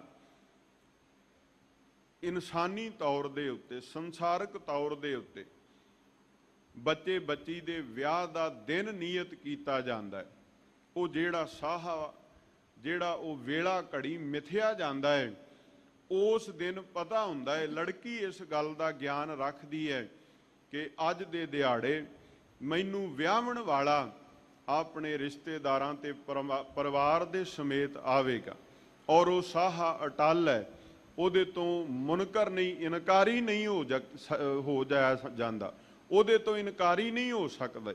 ਸਾਹਿਬ ਆਖਣ ਲੱਗੇ ਉਹ ਇੱਕ ਸੰਸਾਰੀ ਰੀਤ ਹੈ, ਪਰ ਇੱਧਰ ਜਿਹੜੀ ਰੀਤ ਹੈ ਇਹ ਹੈ ਜੀਵ ਇਸਤਰੀ ਦਾ ਪ੍ਰਭੂ ਅਕਾਲ ਪੁਰਖ ਵਾਹਿਗੁਰੂ ਪਤੀ ਦੇ ਨਾਲ ਮਿਲਾਪ ਦਾ ਵੇਲਾ। ਸਾਹਿਬ ਆਖਿਆ ਇਹ ਸੰਜੋਗ ਹੈ, ਪਰ ਇਸ ਸੰਜੋਗ ਦਾ ਵੇਲਾ ਮਿਹਨਤ ਤੇ ਮਸ਼ੱਕਤ ਤੋਂ ਬਾਅਦ ਆਵੇਗਾ। ਪਰ ਇਹ ਵੀ ਨਿਰਣਾ ਦੇ ਦਿੱਤਾ ਕਿ ਨਿਰਾਸ਼ਤਾ ਵਿੱਚ ਜਾਣ ਦੀ ਲੋੜ ਨਹੀਂ ਹੈ। ਸਾਡਾ ਕਰਮ ਹੈ ਕਿ ਅਸੀਂ ਬੰਦਗੀ ਭਗਤੀ ਵਿੱਚ ਜੁੜੇ ਰਹੀਏ, ਸੇਵਾ ਤੇ ਸਿਮਰਨ ਵਿੱਚ ਜੁੜ ਜਾਈਏ। ਇੱਕ ਦਿਨ ਉਹ ਵੇਲਾ, ਉਹ ਘੜੀ, ਉਹ ਸਾਹਾ ਜ਼ਰੂਰ ਆਵੇਗਾ। ਸੁਖ ਹੈ ਸਮੂਹ ਭਇਆ ਗਿਆ ਵਿਜੋਗੋ ਰਾਮ। ਸੁੱਖਾਂ ਦਾ ਇਕੱਠ, ਸੁਖ ਹੈ ਸਮੂਹ ਕੀ ਹੈ? ਜਦੋਂ ਹਰੀ ਕਰਤਾ ਪੁਰਖ ਵਾਹਿਗੁਰੂ ਜੀ ਦਾ ਜੀਵ ਇਸਤਰੀ ਦੇ ਨਾਲ ਮਿਲਾਪ ਹੋ ਗਿਆ, ਫਿਰ ਆਪਾਂ ਇੱਕ ਇੱਕ ਸੁੱਖ ਦੇ ਪਿੱਛੇ ਭੱਜਣ ਵਾਲੇ ਉਹ ਬਿਰਤੀ ਨਹੀਂ ਰਹਿ ਜਾਂਦੀ। ਸਾਹਿਬ ਕਹਿੰਦੇ ਫਿਰ ਇਕੱਠੇ ਹੀ ਸਾਰੇ ਸੁੱਖ ਉਹ ਜੀਵ ਦੇ ਜੀਵਨ ਅੰਦਰ ਆ ਕੇ ਤੇ ਉਹ ਜੀਵ ਨੂੰ ਅਤਿਅੰਤ ਪ੍ਰਸੰਨ ਕਰਦੇ ਨੇ। ਗਿਆ ਵਿਜੋਗੋ ਰਾਮ, ਕਿਉਂਕਿ ਵਿਛੋੜਾ ਮੁੱਕ ਜਾਂਦਾ ਹੈ, ਪਤੀ ਪ੍ਰਭੂ ਦਾ ਮਿਲਾਪ ਹਾਸਲ ਹੋ ਜਾਂਦਾ, ਫਿਰ ਪਿੱਛੇ ਦੁੱਖ ਕਿਹੜਾ ਰਹਿ ਜਾਵੇਗਾ। ਸਗੋਂ ਸੁੱਖਾਂ ਦਾ ਸਮੂਹ ਭੰਡਾਰ, ਸੁੱਖਾਂ ਦੇ ਦੇਵਣ ਵਾਲਾ, ਸੁਖ ਨਿਧਾਨ ਦਾਤਾ ਜਦੋਂ ਹਿਰਦੇ ਦੀ ਸੇਜ ਮਾਲਕ ਬਣਿਆ ਤੇ ਪਿੱਛੇ ਫਿਰ ਦੁੱਖਾਂ ਦਾ ਕੋਈ ਵੀ ਜਿਹੜਾ ਹੈ ਕਿਣਕਾ ਮਾਤਰ ਵੀ ਲੱਭਿਆ ਨਹੀਂ ਲੱਭਦਾ ਹੈ। ਮਿਲ ਸੰਤ ਆਏ ਪ੍ਰਭ ਧਿਆਏ ਬਣੇ ਆਚਰਜ ਜਾਂਜੀਆਂ। ਹੁਣ ਸੰਸਾਰੀ ਤੌਰ ਦੇ ਉੱਤੇ ਜਦੋਂ ਕੋਈ ਬਾਰਾਤ ਲੜਕੀ ਵਾਲਿਆਂ ਦੇ ਘਰ ਢੁਕਦੀ ਹੈ, ਆਉਂਦੀ ਹੈ ਨਾ, ਤੇ ਉਹਦੇ ਵਿੱਚ ਕਿਸੇ ਵੀ ਬਿਰਤੀ ਦਾ ਕੋਈ ਬੰਦਾ ਹੋਵੇ ਉਹ ਸ਼ਾਮਲ ਹੋ ਜਾਂਦਾ। ਪਰ ਜਦੋਂ ਜੀਵ ਇਸਤਰੀ ਦਾ ਪ੍ਰਭੂ ਦੇ ਨਾਲ ਮਿਲਾਪ ਦਾ ਸਾਹਾ ਵੇਲਾ ਆਉਣਾ ਹੈ, ਜੋ ਉਹਦੇ ਵਾਸਤੇ ਜਾਂਜੀ ਬਣਨੇ, ਸਹਾਈ ਬਣਨੇ, ਜਿਨ੍ਹਾਂ ਨਾਲ ਚੱਲਣਾ, ਉਹ ਕੌਣ ਹੈ? ਸੰਤ ਜਨ। ਉਹ ਰੱਬ ਦੇ ਪਿਆਰੇ ਹੀ ਉੱਥੇ ਜਿਹੜੇ ਨੇ ਉਹ ਸਹਾਈ ਬਣ ਕੇ ਤੇ ਫਿਰ ਇਸ ਮਿਲਾਪ ਦੇ ਗਵਾਹ ਬਣਦੇ ਹਨ। ਮਿਲ ਇਕਤਰ ਹੋਏ ਸਹਿਜ ਢੋਏ ਮਨ ਪ੍ਰੀਤ ਉਪਜੀ ਮਾਂਜੀਆਂ। ਜਦੋਂ ਸੰਸਾਰੀ ਤੌਰ ਤੇ ਬਾਰਾਤ ਆਵੇ, ਉੱਥੇ ਢੋਲ ਢਮੱਕਾ, ਸ਼ੋਰ ਸ਼ਰਾਬਾ ਹੈ, ਉੱਥੇ ਇੱਕ ਦੂਜੇ ਨੂੰ ਕਿਸੇ ਦੇ ਬਾਰੇ ਕੋਈ ਗਿਆਨ ਪਤਾ ਨਹੀਂ ਵੀ ਕੀ ਕਰ ਰਹੇ ਆ। ਸੰਸਾਰੀ ਥੋੜੇ ਚਿਰ ਦੀ ਖੁਸ਼ੀ ਦੇ ਅੰਦਰ ਲੋਕ ਰੁੱਝ ਕਰਕੇ ਤੇ ਉਹ ਹੋਰ ਪਾਸੇ ਨੂੰ ਤੁਰ ਪੈਂਦੇ ਨੇ। ਪਰ ਸਾਹਿਬ ਆਖਣ ਲੱਗੇ ਜਦੋਂ ਰੱਬ ਦੇ ਪਿਆਰੇ ਟੁਕਾ ਕਰਦੇ ਨੇ ਨਾ ਜੀਵਨ ਦੇ ਅੰਦਰ, ਉਹ ਸਹਿਜ ਵਿੱਚ ਟੁਕਦੇ ਨੇ ਤੇ ਉਹਨਾਂ ਸਹਿਜ ਵਿੱਚ ਟੁਕਿਆ ਹੋਇਆਂ ਨੂੰ ਜਦੋਂ ਸਹਾਇਤਾ ਦੇ ਲਈ ਚੁਣਿਆ ਜਾਂਦਾ ਹੈ, ਜਿਹੜੀ ਉਹ ਪ੍ਰੀਤ ਉਪਜਦੀ ਹੈ ਮਨ ਦੇ ਅੰਦਰ, ਸਹਾਈ ਬਣਦੀ ਹੈ ਕਿ ਪ੍ਰਭੂ ਦਾ ਮਿਲਾਪ ਹਾਸਲ ਹੋ ਜਾਵੇ, ਉਦੋਂ ਜਾਨੀ ਤੇ ਮਾਨੀ ਦੋਵੇਂ ਪਾਸੇ ਉਹ ਰੱਬੀ ਪਿਆਰ ਵਿੱਚ ਰੁੱਝੇ ਹੋਏ, ਸਹਿਜ ਵਿੱਚ ਟਿਕੇ ਹੋਏ, ਇਸ ਮਿਲਾਪ ਦੇ ਇਸ ਅਵਸਥਾ ਦੇ ਗਵਾਹ ਬਣ ਕੇ ਚੱਲਦੇ ਹਨ। ਮਿਲ ਜੋਤ ਜੋਤੀ ਓਤ ਪੋਤੀ, ਹਰ ਨਾਮ ਸਭ ਰਸ ਭੋਗੋ। ਹੁਣ ਉਹ ਮਿਲਾਪ ਕੈਸਾ ਹੈ? ਉਹ ਮਿਲਾਪ ਇਦਾਂ ਦਾ ਵੀ ਜੀਵ ਇਸਤਰੀ ਤੇ ਪ੍ਰਭੂ ਫਿਰ ਦੋਵੇਂ ਵੱਖ ਨਹੀਂ ਰਹਿੰਦੇ, ਉਹ ਓਤ-ਪੋਤ ਹੋ ਜਾਂਦੇ ਨੇ। ਜਿਵੇਂ ਸਾਗਰ ਤੇ ਸਾਗਰ ਦੀਆਂ ਲਹਿਰਾਂ ਇੱਕ ਨੇ, ਇਸੇ ਤਰ੍ਹਾਂ ਜਿਨ੍ਹਾਂ ਨਾ ਵਿਸਰੈ ਨਾਮ, ਸੇ ਕਨੇਹਿਆ ਭੇਦ ਨਾ ਜਾਣੋ ਮੂਲ, ਸਾਈਂ ਜਿਹਿਆ ਜਿਨ ਹਰ ਜਪਿਆ ਸੇ ਹਰ ਹੋਏ। ਰੱਬ ਦੇ ਪਿਆਰੇ ਜਦੋਂ ਉਦੋਂ ਸਿਮਰਦੇ ਨੇ, ਜਪਦੇ ਨੇ, ਉਹਨਾਂ ਵਿੱਚ ਤੇ ਰੱਬ ਜੀ ਵਿੱਚ ਕੋਈ ਅੰਤਰ ਨਹੀਂ ਰਹਿ ਜਾਂਦਾ। ਇਹ ਅਵਸਥਾ ਦੀ ਗੱਲ ਹੈ, ਕਿਉਂਕਿ ਉਹ ਸੰਸਾਰਿਕ ਤੌਰ ਦੇ ਉੱਤੇ ਵਿਚਰਦਿਆਂ ਹੋਇਆਂ ਵੀ ਰੱਬ ਦੇ ਦਿੱਤੇ ਹੋਏ ਨੂੰ ਭੋਗਦੇ, ਵਿਆਜਦੇ ਨੇ, ਨਾਮ ਵਿੱਚ ਜੁੜੇ ਰਹਿੰਦੇ ਨੇ। ਓਤ-ਪੋਤ ਹੋ ਕਰਕੇ ਉਹ ਆਪਣੇ ਜੀਵਨ ਦੇ ਅੰਦਰ ਪ੍ਰਭੂ ਦਾ ਸਾਥ ਮੰਨਦੇ ਹਨ। ਬਿਨਵੰਤ ਨਾਨਕ ਸਭ ਸੰਤ ਮੇਲੀ, ਪ੍ਰਭ ਕਰਨ ਕਾਰਨ ਜੋਗੋ। ਇਹ ਅਰਦਾਸ ਕਰੀਏ ਵੀ ਸਾਨੂੰ ਸੰਗਤ ਉਹਨਾਂ ਦੀ ਨਸੀਬ ਹੋਵੇ ਜਿਹੜੇ ਰੱਬ ਦੇ ਪਿਆਰੇ ਨੇ, ਉਹਨਾਂ ਦੀ ਨਸੀਬ ਹੋਵੇ ਜਿਹੜੇ ਗੁਰਮੁਖ ਜਨ ਨੇ। ਸਾਕਤ ਦੀ ਸੰਗਤ ਸਤਿਗੁਰੂ ਅੱਗੇ ਅਰਦਾਸ ਕਰਿਆ ਕਰੀਏ, ਮਹਾਰਾਜ ਸਾਕਤ ਦੀ ਸੰਗਤ ਨਾ ਦੇਈ। ਸਾਹਿਬ ਅਰਦਾਸ ਕਰਕੇ ਕਹਿੰਦੇ ਨੇ, ਕਿਰਪਾ ਕਰਿਓ ਸਾਹਿਬ ਜੀ ਉਹ ਮਿਲਾਇਓ ਜਿਹੜੇ ਅਕਾਲ ਪੁਰਖ ਵਾਹਿਗੁਰੂ ਜੋ ਸਭਨਾ ਗੱਲਾਂ ਦੇ ਕਰਨ ਵਾਲਾ ਹੈ, ਸਮਰੱਥ ਪ੍ਰਭੂ ਹੈ, ਜਿਨ੍ਹਾਂ ਨੇ ਉਹਦਾ ਮਿਲਾਪ ਹਾਸਲ ਕੀਤਾ, ਉਹਨਾਂ ਦੀ ਸੰਗਤ ਵਿੱਚ ਸਾਨੂੰ ਬਹਿਣਾ ਨਸੀਬ ਹੋਵੇ। ਭਵਨ ਸੁਹਾਵੜਾ ਧਰਤ ਸੁਭਾਗੀ ਰਾਮ। ਹੁਣ ਚੌਥੇ ਪਦੇ ਦੇ ਅੰਦਰ ਉਹ ਅਵਸਥਾ ਜਦੋਂ ਸਾਹਿਬ ਆਖਦੇ ਨੇ ਕਿ ਅਕਾਲ ਪੁਰਖ ਵਾਹਿਗੁਰੂ ਜੀ ਦੇ ਮਿਲਾਪ ਤੋਂ ਬਾਅਦ ਇਹ ਮਨੁਏ ਦੀ ਹਾਲਤ ਕੀ ਹੈ? ਹਿਰਦੇ ਰੂਪੀ ਸੇਜ ਤੇ ਉਹ ਪ੍ਰਭੂ ਪਤੀ ਦਾ ਜਿਹੜਾ ਹੈ ਉਹ ਟਿਕਾਣਾ ਲੱਗ ਚੁੱਕਿਆ ਹੈ। ਇਹ ਦੇਹ ਵੀ ਸੁੰਦਰ ਹੈ ਔਰ ਉਹਦੇ ਬਾਅਦ ਇਸ ਦੇਹ ਧਰਤੀ ਨੂੰ ਸੁਭਾਗਾ ਗਿਣਿਆ ਜਾਂਦਾ ਹੈ। ਆਪਾਂ ਬਚਨ ਪੜ੍ਹਦੇ ਆ ਨਾ, ਜਿੱਥੇ ਜਾਏ ਬਹਿ ਮੇਰਾ ਸਤਿਗੁਰੂ ਸੋ ਥਾਨ ਸੁਹਾਵਾ ਰਾਮ ਰਾਜੇ। ਇਹ ਕੇਵਲ ਬਾਹਰੀ ਤੌਰ ਤੇ ਤਾਂ ਹੈ ਕਿ ਜਿੱਥੇ ਜਿੱਥੇ ਸਾਹਿਬ ਦੇ ਚਰਨ ਪਏ ਉਹ ਜਗ੍ਹਾ ਵਡਿਆਉਣ ਯੋਗ ਹੈ, ਪਰ ਜੇ ਸ਼ਬਦ ਨੇ ਹਿਰਦੇ ਅੰਦਰ ਵਾਸ ਕਰ ਲਿਆ, ਇਹ ਹਿਰਦਾ ਵੀ ਧਨਤਾ ਦਾ ਪਾਤਰ ਬਣ ਗਿਆ ਹੈ। ਪ੍ਰਭ ਘਰ ਆਏ ਅੜਾ ਗੁਰ ਚਰਨੀ ਲਾਗੀ ਰਾਮ। ਗੁਰੂ ਚਰਨਾਂ ਵਿੱਚ ਜੁੜ ਕਰਕੇ ਪ੍ਰਭੂ ਹਰੀ ਅਕਾਲ ਪੁਰਖ ਵਾਹਿਗੁਰੂ ਜੀ ਇਸ ਹਿਰਦੇ ਰੂਪੀ ਘਰ ਦੇ ਅੰਦਰ ਆ ਪਹੁੰਚਿਆ ਹੈ। ਗੁਰ ਚਰਨ ਲਾਗੀ ਸਹਿਜ ਜਾਗੀ, ਸਗਲ ਇੱਛਾ ਪੁੰਨੀਆਂ। ਗੁਰਦੇਵ ਦੇ ਕੋਲੋਂ ਹੀ ਇਹ ਦਾਤ ਪ੍ਰਾਪਤ ਹੋਈ ਹੈ। ਆਤਮਿਕ ਤੌਰ ਤੇ ਅਡੋਲਤਾ ਮਿਲ ਗਈ, ਆਤਮਿਕ ਤੌਰ ਤੇ ਗਿਆਨ ਪ੍ਰਾਪਤ ਹੋ ਗਿਆ, ਤੇ ਜੋ ਇਛਾਵਾਂ ਸਨ ਮਨ ਦੀਆਂ ਉਹ ਸਾਰੀਆਂ ਦੀ ਪੂਰਤੀ ਪ੍ਰਭੂ ਪਤੀ ਦੇ ਮਿਲਾਪ ਵਿੱਚੋਂ ਸਾਰਾ ਕੁਝ ਹਾਸਲ ਹੋ ਗਿਆ ਹੈ। ਮੇਰੀ ਆਸ ਪੂਰੀ ਸੰਤ ਧੂਰੀ, ਹਰ ਮਿਲੇ ਕੰਤ ਵਿਸ਼ੁੰਨਿਆ। ਸਾਹਿਬ ਆਖਿਆ ਗੁਰਦੇਵ ਦੀ ਚਰਨ ਧੂੜ, ਸਤਿਗੁਰਾਂ ਦੀ ਚਰਨ ਧੂੜ ਨੇ ਇਹਨਾਂ ਜੀਵ ਦਾ ਭਲਾ, ਜੀਵਨ ਦਾ ਭਲਾ ਕਰ ਦਿੱਤਾ ਹੈ। ਉਹ ਹਰੀ ਅਕਾਲ ਪੁਰਖ ਵਾਹਿਗੁਰੂ ਜਿਹੜਾ ਚਿਰਾਂ ਤੋਂ ਵਿਛੜਿਆ ਵਿਛੁੰਨਾ ਹੋਇਆ ਸੀ, ਉਹਦੇ ਮਿਲਾਪ ਦਾ ਸਬਬ ਸਤਿਗੁਰੂ ਬਣੇ, ਰੱਬ ਦੇ ਪਿਆਰੇ ਬਣੇ, ਤੇ ਉਸ ਪਤੀ ਪ੍ਰਭੂ ਦਾ ਮਿਲਾਪ ਹਾਸਲ ਹੋ ਗਿਆ ਹੈ। ਆਨੰਦ ਅਣ ਦਿਨ ਵਜੇ ਵਾਜੇ, ਅਹੰ ਮਤ ਮਨ ਕੀ ਤਿਆਗੀ। ਹੁਣ ਇਸ ਹਿਰਦੇ ਦੇ ਅੰਦਰ ਉਹ ਵਾਜਾ, ਉਹ ਖੁਸ਼ੀ ਹੈ ਜਿਹੜੀ ਆਨੰਦ ਦੀ ਹੈ। ਖੁਸ਼ੀ ਦੇ ਸਮੇਂ ਕਿਸੇ ਦੇ ਘਰ ਵਿੱਚ ਵਾਜਾ ਵੱਜੇ, ਉਹਨੂੰ ਸਦੀਵੀ ਨਹੀਂ ਗਿਣਿਆ ਜਾਂਦਾ, ਕਿਉਂਕਿ ਉਸੇ ਘਰ ਵਿੱਚ ਕਦੀ ਫਿਰ ਰੋਣ ਵੀ ਹੋਵੇਗਾ, ਉੱਥੇ ਕਦੀ ਸੋਗ ਵੀ ਹੋਵੇਗਾ। ਇੱਕੋ ਰੱਬ ਦੇ ਪਿਆਰੇ ਦਾ ਹਿਰਦਾ ਜਿਹੜਾ ਆਨੰਦ ਨਾਲ ਲਬਰੇਜ਼ ਰਹਿੰਦਾ ਹੈ, ਜਿੱਥੇ ਹਰਕ ਤੇ ਸੋਗ, ਖੁਸ਼ੀ ਤੇ ਗਮੀ ਦਾ ਕੋਈ ਪ੍ਰਭਾਵ ਨਹੀਂ। ਸਾਹਿਬ ਕਹਿੰਦੇ ਅਹੰਗ ਭਾਵ ਮਨ ਦੀ ਅਹੰਗਤਾ, ਮਨ ਦੀ ਮਤ ਨੂੰ ਹੁਣ ਤਿਆਗ ਦਿੱਤਾ ਹੈ, ਕਿਉਂਕਿ ਆਨੰਦ ਭਇਆ ਮੇਰੀ ਮਾਏ, ਸਤਿਗੁਰੂ ਮੈਂ ਪਾਇਆ, ਸਤਿਗੁਰਤਾ ਪਾਇਆ, ਸਹਿਜ ਸੇਤੀ ਮਨ ਵਜੀਆਂ ਵਾਧਾਈਆਂ। ਇਹ ਗੁਰੂ ਦੇ ਮਿਲਾਪ ਵਿੱਚੋਂ ਆਨੰਦ ਦਾ ਵਾਜਾ, ਇਹ ਸदैव ਧੁਨ ਪ੍ਰਾਪਤ ਹੋਈ ਹੈ। ਬਿਨਵੰਤ ਨਾਨਕ ਸਰਨ ਸੁਆਮੀ, ਸੰਤ ਸੰਗ ਲਿਵ ਲਾਗੀ। ਇਹੀ ਅਰਦਾਸ ਬੇਨਤੀ ਕਰੀਏ ਸਤਿਗੁਰੂ ਦੀ ਸੰਗਤ, ਰੱਬ ਦੇ ਪਿਆਰਿਆਂ ਦੀ ਸੰਗਤ ਦੇ ਵਿੱਚ ਜੁੜਿਆਂ ਹੀ ਸਾਡੀ ਲਿਵ ਹਰੀ ਅਕਾਲ ਪੁਰਖ ਵਾਹਿਗੁਰੂ ਪਰਮਾਤਮਾ ਦੇ ਚਰਨਾਂ ਵਿੱਚ ਜੁੜੀ ਹੋਈ ਹੈ। ਤੇ ਇਹ ਅਰਦਾਸ ਆਪਣੇ ਜੀਵਨ ਲਈ ਜ਼ਰੂਰ ਕਰੀਏ। ਸਤਿਗੁਰੂ ਤੁਸੀਂ ਕਿਰਪਾ ਕਰਦੇ ਹੋ, ਉਦਮ ਦਿੰਦੇ ਹੋ, ਤੁਹਾਡੇ ਦਰ ਦਰਬਾਰ ਅੰਦਰ ਹਾਜ਼ਰੀ ਭਰੀ ਦੀ ਹੈ। ਹੇ ਗੁਰੂ ਰਾਮਦਾਸ ਮਹਾਰਾਜ ਕਿਰਪਾ ਕਰਿਓ, ਜੇ ਆਪਣੇ ਦਰ ਦੇ ਦਰਸ਼ਨ ਇਹਨਾਂ ਨੇਤਰਾਂ ਨਾਲ ਬਖਸ਼ਦੇ ਹੋ, ਇੱਕ ਤਰਸ ਕਰਿਓ ਅੰਤਰ ਗੁਰ ਆਰਾਧਨਾ, ਜੇਵਾ ਜਪ ਗੁਰ ਨਾਉ, ਨੇਤਰੀ ਸਤਿਗੁਰ ਪੇਖਣਾ, ਸ਼ਰਵਣੀ ਸੁਣਨਾ ਗੁਰ ਨਾਉ, ਸਤਿਗੁਰ ਛੇਤੀ ਰਤਿਆਂ ਦਰਗਹਿ ਪਾਈਐ ਠਾਉ। ਅਸੀਂ ਮਨ ਕਰਕੇ ਚਿੱਤ ਕਰਕੇ ਹਰੀ ਨਾਲ ਜੁੜ ਜਾਈਏ ਤਾਂ ਕਿ ਰੱਬੀ ਦਰਗਾਹ ਦੇ ਅੰਦਰ ਸਾਡੀ ਇੱਜ਼ਤ ਪਤ ਪੈਜ ਬਣ ਆਵੇ। ਸਾਹਿਬ ਆਖਿਆ ਬਸ ਇਹ ਲਿਵ ਜਿਹੜੀ ਹੈ ਗੁਰੂ ਦੇ ਕੋਲੋਂ ਇਹ ਦਾਤ ਪ੍ਰਾਪਤ ਕਰੀਏ ਵੀ ਸਾਡਾ ਵਿਛੋੜਾ ਕਦੇ ਨਾ ਪਵੇ। ਧੰਨ ਸਤਿਗੁਰੂ ਸ੍ਰੀ ਗੁਰੂ ਗ੍ਰੰਥ ਸਾਹਿਬ ਮਹਾਰਾਜ ਸੱਚੇ ਪਾਤਸ਼ਾਹ ਜੀ ਕਿਰਪਾ ਕਰਨ। ਅੱਜ ਦੇ ਇਸ ਪਾਵਨ ਪਵਿੱਤਰ ਸ੍ਰੀ ਮੁਖ ਵਾਕ ਦੇ ਅੰਦਰ ਸਤਿਗੁਰੂ ਜੀ ਨੇ ਸਾਨੂੰ ਇਹ ਸਮਝਾਇਆ ਕਿ ਹਰੀ ਅਕਾਲ ਪੁਰਖ ਵਾਹਿਗੁਰੂ ਉਹ ਸਭਨਾਂ ਦਾ ਮਾਲਕ ਹੈ, ਸਭਨਾਂ ਦਾ ਪਤੀ ਖਸਮ ਹੈ। ਉਸ ਖਸਮ ਦਾ ਸਾਥ ਮੰਨਣ ਵਾਸਤੇ ਮਨ ਦੇ ਅੰਦਰ ਬੇਬਲਤਾ ਪੈਦਾ ਕਰੀਏ, ਅਰਦਾਸ ਕਰਕੇ ਉਹਦੇ ਨਾਲ ਜੁੜਨ ਦਾ ਯਤਨ ਕਰੀਏ, ਬੰਦਗੀ ਮਿਹਨਤ ਮਸ਼ੱਕਤ ਭਗਤੀ ਦੀ ਕਰੀਏ। ਬੰਦਗੀ ਨੂੰ ਕਰਨ ਤੋਂ ਬਾਅਦ ਇੱਕ ਸਮਾਂ ਜ਼ਰੂਰ ਆਵੇਗਾ ਜਦੋਂ ਸਾਡੀ ਹੋਈ ਕੀਤੀ ਹੋਈ ਮਿਹਨਤ ਨੂੰ ਫਲ ਪਵੇਗਾ, ਜਦੋਂ ਮਸ਼ੱਕਤ ਨੂੰ ਫਲ ਤੇ ਆਈ ਹੋਈ ਨੂੰ ਗੁਰੂ ਭਾਗ ਲਾਵੇਗਾ ਤੇ ਪ੍ਰਭੂ ਦਾ ਮਿਲਾਪ ਹਾਸਲ ਹੋਵੇਗਾ। ਉਦੋਂ ਇਹ ਸਰੀਰ, ਇਹ ਦੇਹ, ਇਹ ਆਤਮਾ, ਇਹਦਾ ਰੂਪ ਸਾਰੇ ਰੂਪਾਂ ਤੋਂ ਸੁਹਾਵਣਾ ਬਣ ਸਕੇਗਾ। ਇੰਨੀਆਂ ਬੇਨਤੀਆਂ ਪ੍ਰਵਾਨ ਕਰਨੀਆਂ, ਵਿਚਾਰ ਕਰਦਿਆਂ ਹੋਈਆਂ ਬੇਅੰਤ ਪ੍ਰਕਾਰ ਦੀਆਂ ਭੁੱਲਾਂ ਲਈ ਖਿਮਾ ਕਰਨਾ, ਬਚਨ ਗੁਰੂ ਕੇ ਜਾਣ ਕੇ ਹਿਰਦੇ ਅੰਦਰ ਵਸਾਉਣ ਦਾ ਯਤਨ ਕਰਿਓ।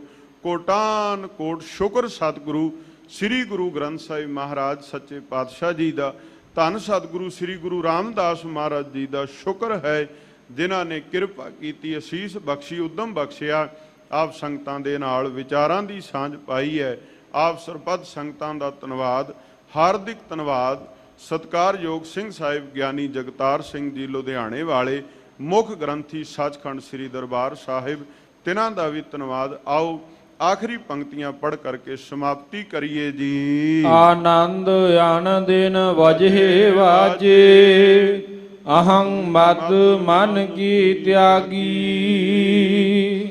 ਬਿਨਵੰਤ ਨਾਨਕ ਸਰਣ ਸੁਆਮੀ, ਸੰਤ ਸੰਗ ਲਿਵ ਲਾਗੀ। ਵਾਹਿਗੁਰੂ ਜੀ ਕਾ ਖਾਲਸਾ, ਵਾਹਿਗੁਰੂ ਜੀ ਕੀ ਫਤਿਹ। ਵਾਹਿਗੁਰੂ ਜੀ ਕਾ ਖਾਲਸਾ, ਵਾਹਿਗੁਰੂ ਜੀ ਕੀ ਫਤਿਹ।